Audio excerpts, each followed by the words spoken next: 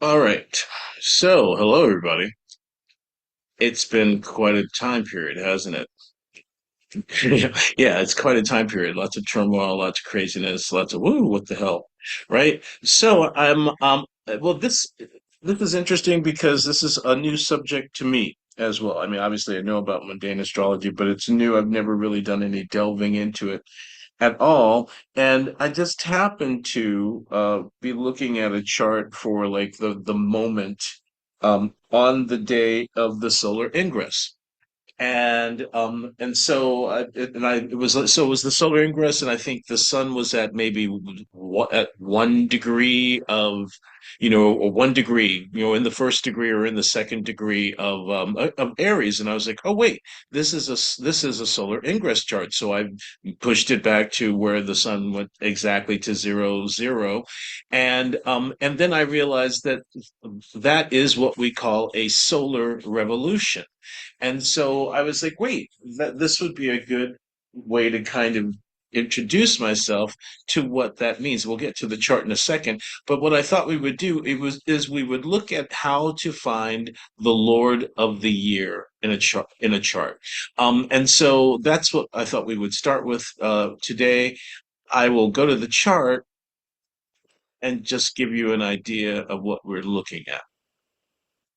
So, this is I used it for Washington, D.C., and this is the ingress or the solar revolution for the United States, as far as Washington is concerned. And as you can see, it is a Gemini rising chart. And one of the interesting things, of course, is this, right? Mercury is with Mars, who is the soldier. However, now, so if you saw the first page that I opened the video with, it was called How to Find the Lord of the Year. And so we're going to kind of go into that technique because, believe it or not, even though Mercury is the ruler of the ascendant in this chart, Mercury is not the ruler of the year, and you all might have different wonderings around why that might be. But the most interesting thing is that it looks like for an ingress or a solar revolution, in order for you to be able to look for the Lord of the Year from the ascendant, one of the planets who is the ruler or the light in charge has to be in that house. So, for instance, if indeed we're using the ascendant, right? So this is the ascendant of the chart. So to find it, find the ruler of the ruler of the year would need to be either 3 degrees above the ascendant on the degree of the ascendant, or 4 degrees below the ascendant, right? So that means that the any planet, any planet who is eligible, and we'll get into that in a second, any planet who is eligible can only be, so if we're in the 14th degree, from the 11th degree to the 18th degree of Gemini. Otherwise, we cannot find the ruler of the year from the first house. So that's the first example we have here. We're looking for the ruler of the year. We would naturally go look at Mercury and look at this Mercury Mars thing. And I mean, that makes a lot of sense, right? Because we're at war. Mercury Mars is the soldier. Mercury Mars is also criminality and corruption. This Mercury Mars is in the exaltation of Pisces, which is, which exaltation of Venus, which is Pisces, which, and which is mute, which often also can speak to this idea of sex trafficking. And look at how Venus is the ruler of the 12th house. But I don't want to get ahead of myself. Um, so there's a lot of interesting things to be able to kind of do with the solar ingress chart, where you can figure out when we're looking for the Lord of the Year, we're looking for the common person. We're looking for the plight of the common person in the year, right? So the plight of the common person during this year, from revolution to revolution, right? So, but as per Bonatti, we cannot use Mercury. So his next thing he would say is if the sign has an exaltation ruler and the exaltation ruler is there, use them. And then he would say if the sign has use the term ruler, use the triplicity ruler. Oh, wait. After exaltation ruler is the light in charge, right? So for this, it's a daytime chart. So the sun is the light in charge. Is the light in charge between 11 and 18 Gemini, right? If we're using the ascendant to find the Lord of the year, none of this, and it's not. So the first planet is, and we'll switch to the list.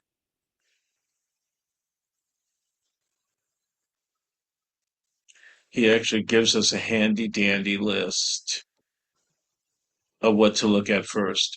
First method is to look to the Lord of the domiciles from which the Lord of the year is sought. The second is that you look at the Lord of their exaltations. Then you look at the luminary, so the light in charge, I like to say. Then you look at the Lord of the Baal, right? So the term ruler. Then the Lord of the triplicity, and then the almubtas over the place, right? So for instance, in Libra, possibly Saturn is the almubtas. Now, of course, if it's daytime and it's Libra, Saturn is also the triplicity ruler of the place, right? So just these are so, and then seventh, you look to the Lord of the hour of the revolution, and eighth, that you look to the planet in whose domicile is the luminary, whose authority it is, and ninth, that you look to see if one of the planets aspects the ascendant, and tenth, that you look to see whether the ascendant of the revolution is the domicile or exaltation or one of the luminaries. Now, that's not as this is pretty much as far as Benatti goes until he moves on. So let's actually just take those places. Maybe we'll even go to the seventh. Of course, the Mubtaz we've been talking about a lot, right? Which is the winner. The seventh is the Lord of the Hour. Let's go back to the chart, and then we can look up the Lord of the Hour there. The Lord of the sorry, the Lord of the Hour. Nope. The Lord of the Hour reports. The Lord of the Hour is Saturn. Okay, and so no, Saturn isn't there either, right? Mercury is the Al-Mubtazir winner, right? Because he gets 5 points for being the mutant, right? He gets the most points. And Saturn isn't there, so we move on. And so we move next to the 10th house.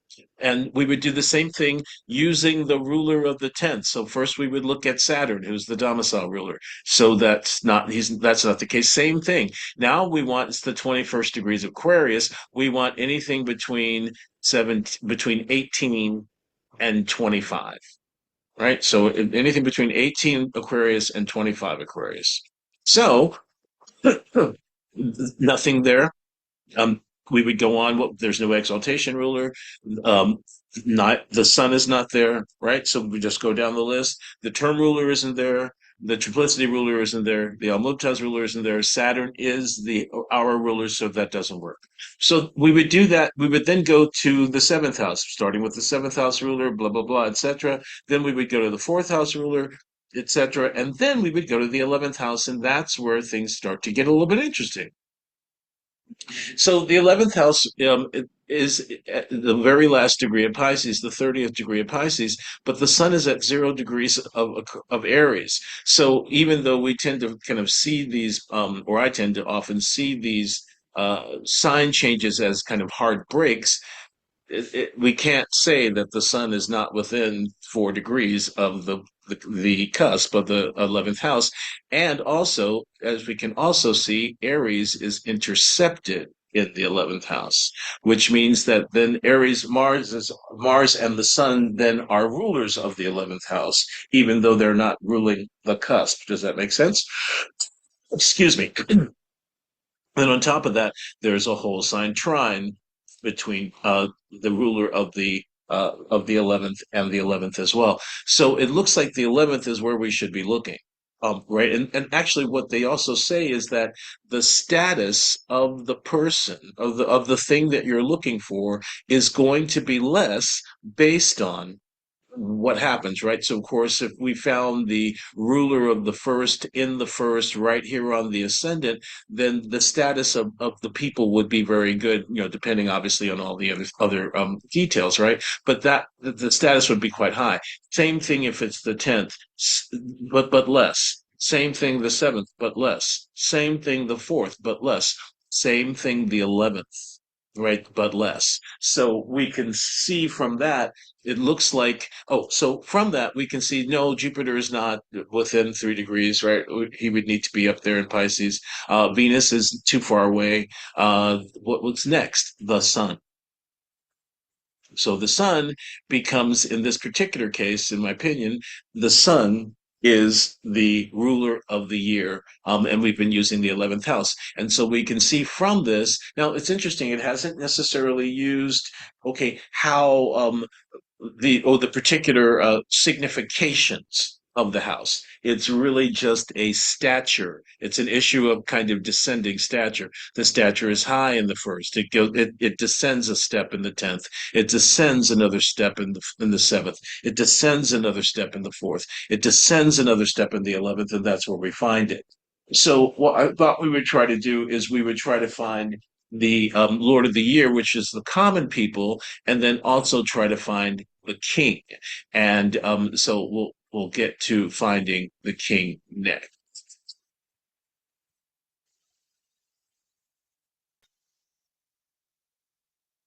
Okay, so basically what I'm kind of skipping over a section because this is the section that actually applies to the chart that we have going on. Because what he actually does is he does the same thing with the 10th house to find the king. Of course, the king in our case would be who I've been calling the Mad King. And so it's to find the king, right? And so it's been to do the exact same that we did with the finding the Lord of the Year, but starting with the Lord of the with the 10th house and the Lord or the midheaven, the Lord of the midheaven, right? And so and then also if it didn't work out, obviously what was said, Lord of the midheaven, the exaltation ruler of the midheaven, the sun in this particular case, term lord, triplicity lord, but then to go directly to the sun to see if the sun worked, and there were all of these different ways in which the sun could basically kind of work out to be that. None of those worked for this chart. What does work for this chart is what we come down here. If you find, just as I have told you, see if the 10th were the domicile or exaltation or the Lord of the Year, which of course that isn't the experience. Which again, if it were not so, look to see if the Lord of the Year is joined with the Lord of the 10th house. And remember now when we use that word join, that means that there is an applying aspect between the two planets, or with the Lord of its exaltation from such a place that the Lord receives him, Lord of the 10th receives him, wherefore he commits his disposition to him, and the Lord of the Year will be made the significator of the king. Even if the Lord of the 10th house were in the domicile or the exaltation of the Lord of the Year, and the Lord of the 10th house were received by him, he commits his disposition to the Lord of the Year. For the Lord of the he commits his disposition to the Lord of the Year. For the Lord of the Year will not become the significator of the king unless the Lord of the 10th were to commit his own disposition to him. Which now brings us to our new chart. Wait, where's the chart? Can you see it? Okay. Which brings us to the chart. I hope you can see it. Just do it one more time to be absolutely sure. Okay. So, which brings us back to the chart. Note here, the sun just entered Aries, and Saturn is in the fifth degree of Aries. So there is an applying aspect. This is the next aspect that the sun is about to make, is its application to Aries. Note also that the sun is exalted in Aries, and the sun is in the exaltation of the sun, despite the fact, of course, that that Saturn, the ruler of the 10th house in this particular case, is fallen himself, right? So that he's conferring his yeah, basically the sun is basically what they call pushing power onto the Saturn, and the sun is receiving the Saturn from his exaltation. So this is not really helpful for Saturn, but this is about as helpful possibly as it gets for the sun. with Saturn for a Sun Saturn conjunction for the Sun in a Sun Saturn conjunction, unless we're also talking about Leo, right? The same kind of thing happening in Leo, but we've seen charts with that. I think we've seen charts with Sun Saturn Leo. That they haven't been all that nice either. Anyway, but so take let's just stop there, right? And now think about the implications of what we've just looked at, or just what we just found as a result of the judgment. We came to the judgment not only that the ruler of the year, which represents the common people, is the sun, but that now also the ruler of the year will operate as the king as well. And so I think this is really fascinating to me. First of all, in that we got a hint of what was going on with the ruler of the ascendant of this chart being with Mars, the warlord. And note that there's been all this naval stuff, all of this stuff with the Strait of Hormuz, with these bodies of water, and how he's been bragging about getting rid of their navy, and they were sending Marines. And Mars in Pisces, or Mars in Scorpio, is often Navy or Marines, right?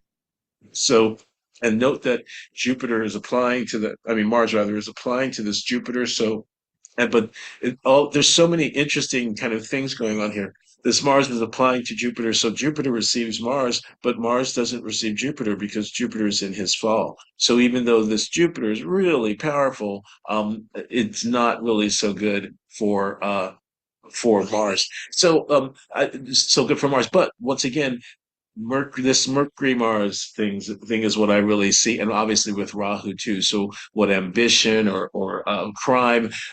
Mercury Mars already is crime, criminality. So I'm thinking corruption, but also Mars is war, is the warlord. Mercury Mars is the soldier. Is often the soldier is often he's as he can be the brigand or rogue or robber. He can also be the soldier. And so I would imagine so even though we're not using this necessarily as the ruler of the year, we could maybe imagine that there might be war related things that have to do with water throughout the year, right? Or navies involved. If we look at the sun as the ruler of the year, of course, he himself is exalted. He rules the fourth house of the homeland itself, right? So of the country, of buildings and lands, and buildings and lands and things above the ground and things under. And this is only part one of this, so I will do another video where we kind of get a little bit into how to identify different types of people. So there's the wealthy that are represented in the chart. Of course, Jupiter tends to represent them. There are the soldiers. There are women. So there's different ways to kind of come to an understanding of who's who in the chart. And so we'll come back to this chart and try to get an idea of what we think will happen to them. However, the first thing, of course, we can see is that um, everybody, including our Mad King, should be going through a time of maybe a lot of illusion or delusion or purposeful obfuscation, purposeful trying to put lipstick on a pig or making things attractive, and then but also pressure and difficulty and paralysis and poverty. Right? Remember, Saturn is poverty, and Saturn is fallen, so he's at his worst. So there could also be, I don't want to say poverty, but there could be like the fear of impoverishment, or yeah, right, or actual impoverishment. Now, of course, with this representing the king, this Neptune and Saturn, right, this could be what we've been kind of this decompensating, this kind of gradual, continual decompensating that we're seeing mentally that's been happening with him. And so that could be happening in our culture, this kind of a gradual decompensating, mental decompensating that could be happening. And then also with the Saturn, of course, the Saturn slows things down. So we haven't talked specifically about economy, and we'll talk a little bit about prices in one of the other ones, because there are ways to identify kind of how prices will go in a chart like this, which is really fascinating. But we can already see an impoverishment, right? Saturn is poor, Saturn is dirt, Saturn is trash, right? And so, of course, that's a great way to describe the Mad King, but it also becomes a way to describe us. So there's an enshittification Saturn can represent this. Saturn in Aries can kind of represent this enshittification, kind of continual enshittification for everybody, including the Mad King. Okay, so we'll do part two very soon.